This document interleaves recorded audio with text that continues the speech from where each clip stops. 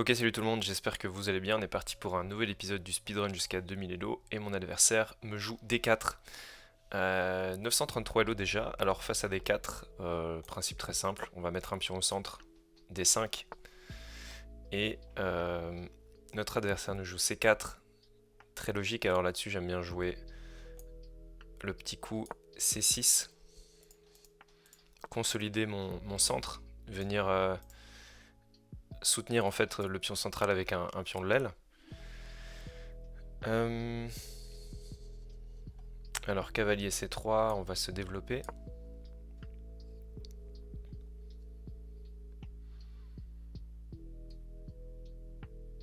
Alors, que va jouer notre adversaire? Il vient sortir et développer son fou. Alors,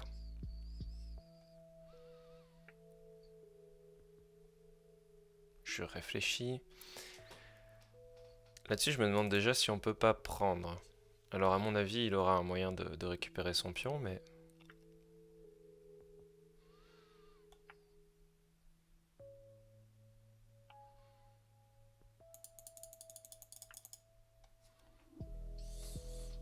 Alors, j'ai pas dit, hein, mais ce coup C6, c'est la slave.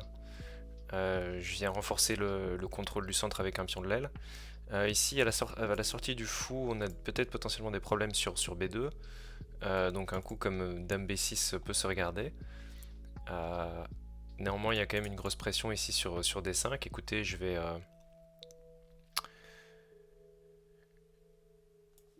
Alors j'ai l'idée de sortir mon fou, mais je me demande si c'est une erreur, mais j'ai l'impression que c'est pas forcément une erreur, parce que le cavalier n'est pas encore sorti, et on dit souvent que quand les deux cavaliers ne sont pas encore sortis, il n'y a pas trop de problème avec Dame B3.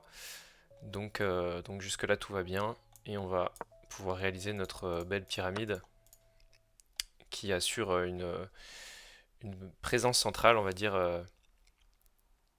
Alors là, on va reprendre du pion de l'aile. Comme ça, on a accompli ce qu'on voulait. On a deux pions au centre, mais surtout deux gros pions avec un contrôle central le plus avancé. Là, on a une partie assez symétrique, hein, rien de fou. Est-ce qu'on pourrait pas déjà regarder des coups comme, j'allais dire, cavalier H5, mais là, ce serait un petit peu une erreur parce que c'est une case qui est protégée par la dame. Donc à partir de ce moment-là, je vais juste me développer, sortir le cavalier. D'accord, donc là mon adversaire il a une menace avec le coup qu'il vient de réaliser. C'est d'aller tout simplement en C7 et de créer une fourchette. Une fourchette ici. Donc plusieurs façons de parer la chose, j'imagine. Mais la plus simple, je pense que c'est de placer la tour en C8. Et de jouer dans un deuxième temps un petit coup de A6. Je pense que notre adversaire a développé deux pièces et créé sa petite menace avec ces deux pièces, mais en général il en faut un petit peu plus pour créer une attaque effrayante. Donc so far so good pour l'instant, tout se passe bien. On va chasser le cavalier, on va continuer à se développer, roquer, et peut-être pouvoir faire une partie tout ce qui est de plus normal.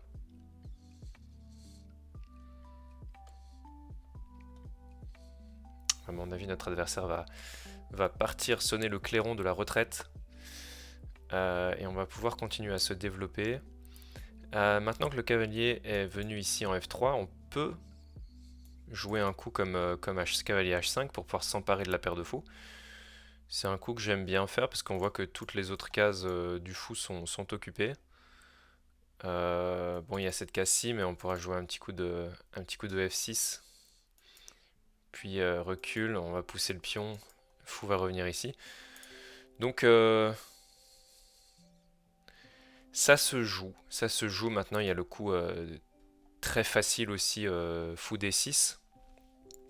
Mais je vais essayer mon petit cavalier H5 dont je parlais depuis tout à l'heure. C'est vrai que sur un coup comme fou G5, on va potentiellement devoir s'abîmer la structure à base de pion F6, ou alors on pourrait même partir avec la dame. Mais dans ce cas-là, mon cavalier serait un petit peu mal placé, il serait dans des clouages, donc ce serait embêtant. On va voir un petit peu ce que fait mon adversaire. et mon adversaire qui nous fait ceci. Alors il nous laisse l'opportunité de venir doubler les pions. Je pense que c'est ce qu'on va faire d'ailleurs. On va tout de suite commencer par venir prendre le fou. Parce qu'en fait on a d'autres menaces en coup secondaire. Et donc si on vient prendre le fou et qu'il nous prend en intermédiaire le fou ici, on pourra placer un échec qui sera désagréable. Donc pour l'instant on le force un petit peu à reprendre du pion ici. Ensuite on aura des coups comme Dame B6 qui pourrait créer une double attaque aussi. Bon, ça on regardera après, mais en fait ici ce qu'on vient de faire, c'est qu'on vient d'affaiblir le pion D4 de l'adversaire. C'est un pion seul, donc c'est un pion isolé, qui n'est pas protégé par un autre pion, qui se retrouve au milieu de l'échiquier, qui est une jolie cible, et donc moi j'ai repéré ça un petit peu, et on a un défenseur ici actuellement de ce pion, et donc on va placer le fou pour pouvoir éliminer le défenseur de ce pion là, donc on menace directement la prise, et on va s'empresser de le prendre. Alors on a d'autres coups impossibles, on a le fou ici pour développer, mais il y a potentiellement la poussée, mais pour l'instant je pense que ça peut être... la prise me paraît quand même très forte, hein. On a un clouage, on va appuyer sur le clouage, on gagne un pion pardon, en plus d'appuyer sur le clouage, donc tout cela me semble assez straightforward, assez facile, assez logique. Et là on va juste s'emparer du fou de case blanche, le laisser avec 2 cavaliers. Je pense qu'on peut développer cette fois le fou ici, attaquer le pion. Ensuite roquer et on a une très jolie position.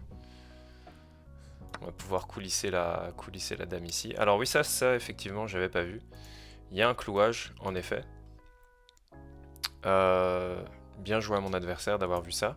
Mais je pense qu'on va simplement partir pour petit roc. Et bon, il reste avec des problèmes sur la position. Le pion là qui est faible. Il doit repartir avec son cavalier. Et c'est pas si grave pour nous, hein. On va prendre ce pion-ci. Alors je pense qu'ici on peut se permettre de reculer. On va reculer pour maintenir en fait le clouage. On n'a pas trop peur de la pousser parce que ça vient vraiment affaiblir son roi. Bon, il a des coups intermédiaires avec les tours, hein, mais on va pouvoir bouger les tours. Alors bien joué à notre adversaire qui nous attaque le fou. On peut reculer le fou. Alors est-ce qu'il y a une jolie case pour le fou? Je pense même à la case B8 hein, pour potentiellement menacer un jour des échecs et maths ici sur la longue diagonale. Ça peut exister, ça va même exister, donc écoutez, on va le faire. Alors sur un coup comme tour ici, on est très content. Ça va se remettre dans le clouage. Nous, on pourra partir ici et menacer de menacer, comme on dit. Donc c'est ce qu'on va faire tout de suite. Donc là, on a déjà une première menace, hein. C'est la prise du cavalier, tout bêtement. Donc, ici, on peut déjà échanger les dames. Ce qui peut être très intéressant. Qui peut même être extrêmement intéressant. Pourquoi ?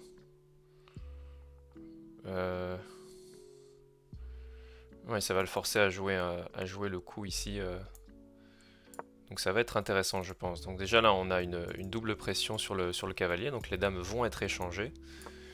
On va venir échanger la dame. Ok, donc là, c'est une erreur de la part de mon adversaire. Car je peux prendre le cavalier et protéger le fou. Et on va même prendre du fou, d'ailleurs. Fou qui est extrêmement bien placé, hein, parce qu'on a des trous sur case blanche aux alentours du roi. Le roi ici qui a poussé les pions un petit peu sur case noire, donc nous on a un petit peu la maîtrise des cases blanches. Et si on le peut, on va aller placer notre fou ici en H1 pour essayer de venir positionner notre dame ici et créer un échec et mat. Mais notre adversaire qui nous a donné une pièce donc resign, et donc on va pouvoir tout de suite analyser la partie.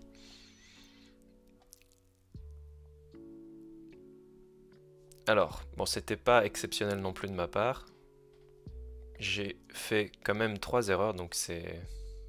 Voilà, sur des 4, il faudra travailler un petit peu. Là-dessus, des 4, des 5, c'est 4. Là, je vous ai dit, c'est la slave. On développe notre cavalier, jusque-là, tout va bien. Et là, c'est la première erreur qu'on a faite. Ici, on pouvait déjà envisager de prendre le pion. Ce sur quoi, je sais qu'il y a des coups comme E3 pour venir récupérer directement le pion, mais on peut s'accrocher au pion, en fait. On peut s'accrocher au pion, et sur la poussée, qu'est-ce qu'on a? On a Dame B6. Et là, c'est difficile de... on peut en fait vraiment s'accrocher au pion, il n'y a pas trop de problèmes structurels. Ok, parce que le fou n'est pas sorti, il n'y a pas de problème sur cette grande diagonale en fait. C'est pour ça que ça nous permet de conserver ce pion. Et en fait, on a une position assez agréable avec des pions ici. Donc c'est, voilà, dans cette variante où il y a pas le développement des cavaliers qui est priorisé, mais plutôt la sortie du fou, on peut aller manger le pion. Et garder le fou ici en C8, donc ça c'était, voilà, il faut le savoir. Ici, développement normal, on protège avec la tour, on va chasser le cavalier, et là le cavalier H5 était une bonne idée, et puis là, erreur de notre adversaire, est-ce qu'on a joué le bon coup? C'était le bon coup parce qu'en fait on vient abîmer sa structure. Et puis là, comme je vous avais dit, on a remarqué qu'il y avait une faiblesse dans la position de notre adversaire. On va tout de suite placer un fou à l'arrière du cavalier pour pouvoir le clouer et enlever un défenseur du pion juste ici. Notre adversaire rock, on vient manger le pion et en fait ça c'était une erreur. Et moi je pensais un coup comme fou D6 qui était ok. Mais pourquoi c'était une erreur? J'avoue je ne sais pas trop. Parce que... ah d'accord, ça c'est bien vu. Il y avait un échec. Mais sur l'échec, est-ce que juste on pouvait pas revenir? Et là-dessus, il pouvait nous attaquer notre fou et créer des problèmes un petit peu sur cette case. Bon alors c'était égal, hein, mais... ok, après il y avait des tactiques un petit peu plus spécifiques comme cavalier prend ici. Mais est-ce qu'il n'y avait pas un clouage derrière? Il pouvait rattaquer la dame et la dame était défendue. Ok, bon il fallait le voir, mais c'était compliqué. Néanmoins, c'était une petite erreur parce qu'il y avait ce potentiel contre-jeu avec échec sur le roi. C'est vrai qu'il aurait fallu le voir. Mais là, notre adversaire a fait de lui également une erreur. Et sur la prise du cavalier, j'ai dit que c'était pas trop grave. Mais là, oui, d'accord, on pouvait doubler les pions aussi, forcer le... Enfin, même tripler les pions, ça aurait été horrible pour notre adversaire. Et puis roquer. Et là, c'était même encore mieux pour nous, effectivement. Tout à fait, mais on s'est dit roquons et voyons, voyons ce qui se passe. Là, on vient manger le pion, on recule, on garde le clouage. Là, on part avec notre fou, c'était aussi une erreur. Un meilleur coup aurait été oula, de placer la dame ici en C7. Ce sur quoi on aurait conservé un petit peu le fou. Bon, pas non plus des erreurs absolues. Et puis là, bon, mais l'adversaire donne une pièce. Donc, écoutez, voilà, une partie pas exceptionnelle, je dirais, des deux côtés. Mais on prend la gagne et puis on grappille des points pour arriver jusqu'au Milelo. J'espère que la vidéo vous a plu. Et puis nous on se retrouve très vite pour un nouvel épisode du speedrun. Salut tout le monde, prenez soin de vous.